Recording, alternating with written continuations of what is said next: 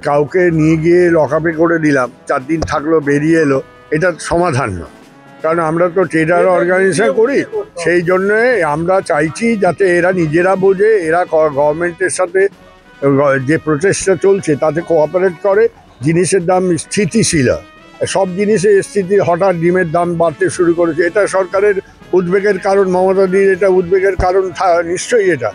সেই জন্যে ডিম ঘরে ঘরে খায় সবাই, অর্থাৎ ডিমে, আর এখন পশ্চিমবঙ্গ ডিমের উৎপাদনে সেরা, তাহলে এখানে ডিমের দামটা এতটা বাড়বে কেন? ওখানে শুনলাম 9 টাকা করে বেচছে, 9 টাকা করে বেচা উচিত না?